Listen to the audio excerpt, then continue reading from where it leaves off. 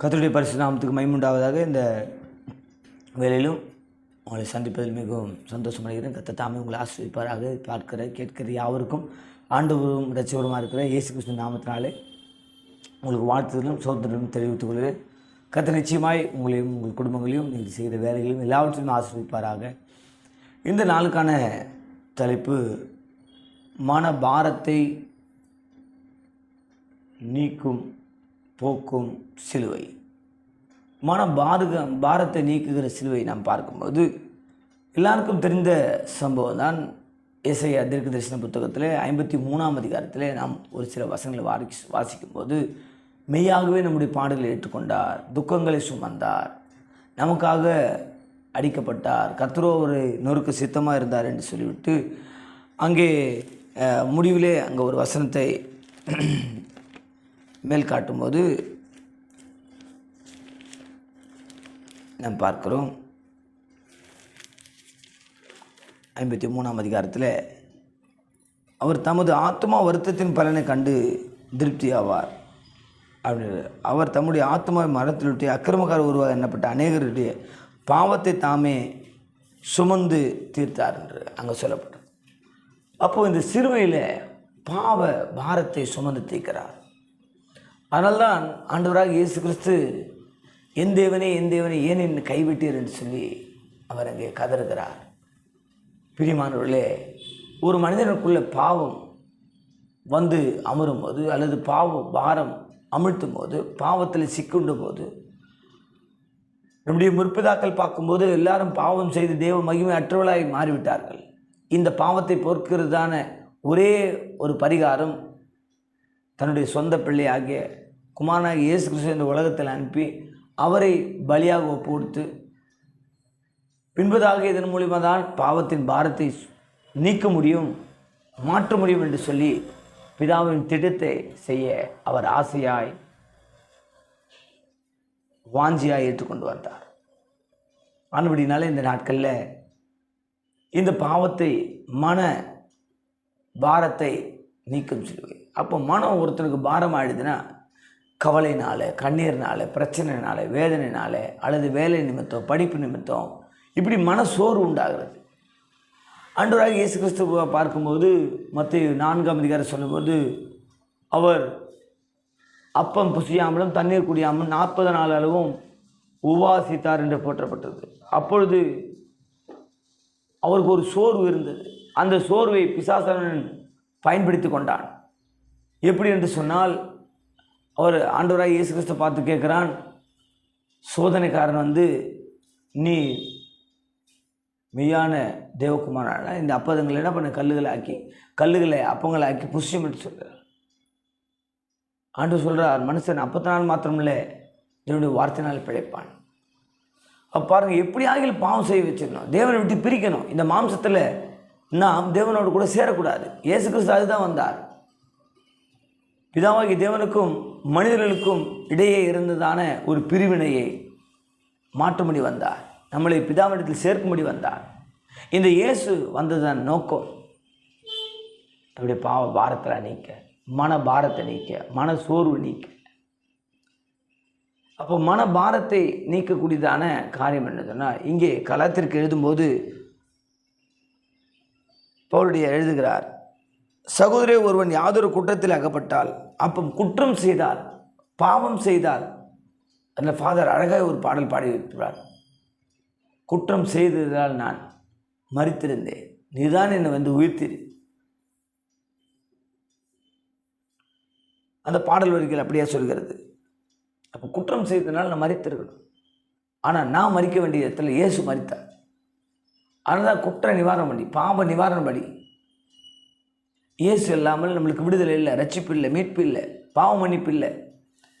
இதுதான் இந்த சிலுவையில் அவர் மன பாரத்தை எல்லாம், பாவத்தை எல்லாம் சுமந்து தீர்த்தார்.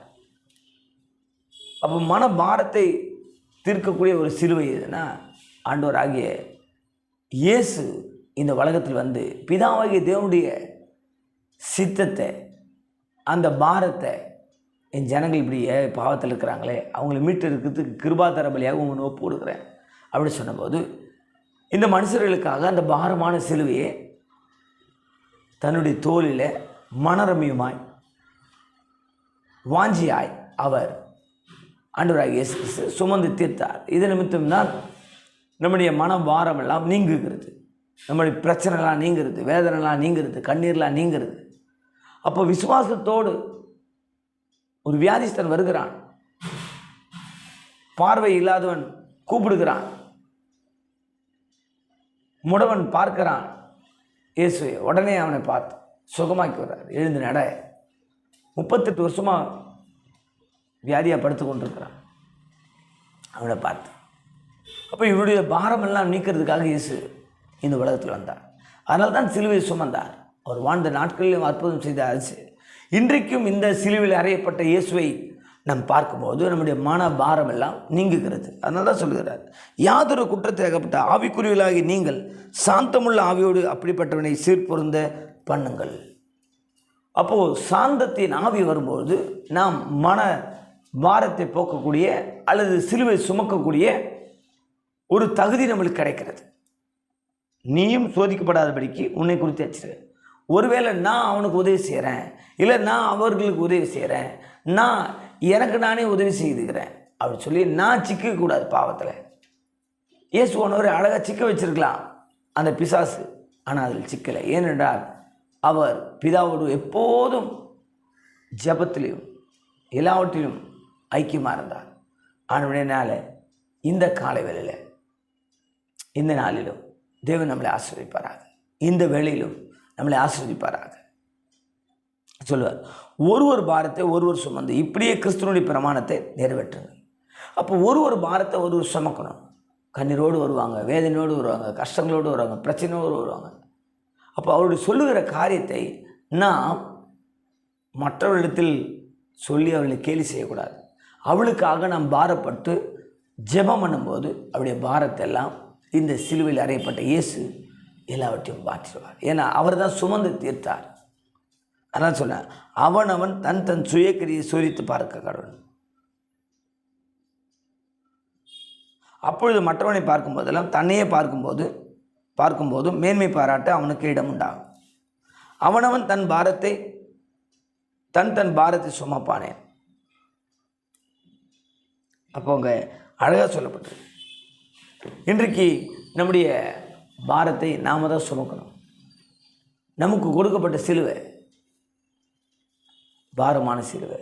கஷ்டத்தின் மத்தியில், கண்ணீர் மத்தியில், போராட்டத்தின் மத்தியில், வேதனை மத்தியில், பிரச்சனை மத்தியில் நான் இதை தாண்டிலும் என் இயேசு மேலே விசுவாசமாக இருக்கிறேன். என் இயேசு என்னை ரட்சித்தது உண்மை, என்னை மீட்டு கொண்டது உண்மை, என்னை பரலோகம் சேர்க்க போகிறது உண்மை. அதில் நான் உறுதியாக இருக்கிறேன்.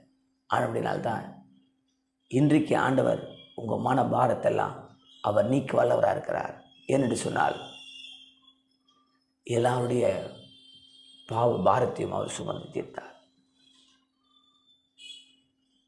ஒரே தரம் பலியிடப்பட்டதனால் நம்மளுக்கு விடுதலை உண்டாயிடுச்சு, பாவ விமோச்சனம் உண்டாயிடுச்சு. இந்த பரலோகத்துக்கு போக வழி இயேசு ஒருவரே. இந்த இயேசுவை நாம் இந்த வாழ்க்கையில், இந்த இம்மையில் நாம் வாழுகிற வாழ்க்கையில் இயேசுவோடு கூட நாம் இருப்போம். இயேசுவினிடத்தில் நம்முடைய கவலை கண்ணீரில் விட்டுவிடுவோம். ஒன்றுக்கும் கலங்காமல் எல்லாவற்றை குறித்து சோத்திரத்தோடு கூட விண்ணப்பங்களை தேவனுக்கு தெரியப்படுத்துங்கள் என்று சொல்லப்பட்டிருக்கு. வருத்தப்பட்டு பாரம் சுமக்கிறவர்கள் நீங்கள் எல்லோரும் எடுத்துவார்கள். நாம் இயேசுவிடத்தில் வரும்போது இயேசு எல்லாருடைய பாரத்தை சுமந்து தீர்த்தார். இதை இயேசுவிடத்தில் வரும்போது நம்முடைய பாரங்கள்லாம் மாறும், கவலை மாறும், கண்ணீர் மாறும் நிச்சயமாய். ஏனென்று சொன்னால் அவருடைய வார்த்தை நம்மளுக்கு கிடைக்கும்போது எப்பேற்பட்ட வியாதியாக இருந்தாலும் அது மாறிவிடும், எப்பேற்பட்ட பிரச்சனையாக இருந்தாலும் மாறிவிடும். எத்தனையோ சாட்சிகள் இருக்குது. ஆண்படினாலே கர்த்தர் நம்மளை ஆசீர்வதிப்பாராக. இப்பொழுது நாம் ஜெபம் பண்ணுவோம். அன்பின் ஆண்டவரே ஸ்தோத்திர கர்த்தாவே, இந்த நாளுக்கு நன்றி. தொடர்ந்து ஆசீர்வதிங்க, எங்களுடைய பாரத்தில் நீக்கி போடுங்க. இன்றைக்கு எங்களுடைய பாரத்தை நாங்கள் சுமக்க அநேக கூட சேர்ந்து ஆண்டவரே ஒரு பாரத்தை ஒருவர் ஜெபத்து நிமித்தம் சுமந்து தீர்க்க கர்த்தர் வச்சு இயேசுவானவர் அப்படிதான் பிதாவானவர் சொன்ன கட்டளை சுமந்து தீர்த்தார். மன பாரத்தை எல்லாம் மாற்றினார். அதுபோல் என்னுடைய மன பாரெல்லாம் இயேசுவை நீங்கள் மாற்றும். இது பார்த்துக்கொண்டு கேட்டுக்கொண்டு எல்லாருக்கும் ஆண்டவர் புரிஜனம் உண்டாக, விடுதலை உண்டாக, ரட்சிப்பு உண்டாக, அவர்கள் பாரெல்லாம் மாற கண்ணீர் மாற, கவலை மாற, குடும்பத்தில் உள்ள கஷ்டங்கள், வேதனைகள், பிரச்சனைகள் மாற, எதெல்லாம் எதிர்பார்த்துக்கொண்ட கடவுள் நீர் நிச்சயம் தந்து ஆசீர்வதி. இயேசு நாமத்தில் பிதாவே, ஆமென்.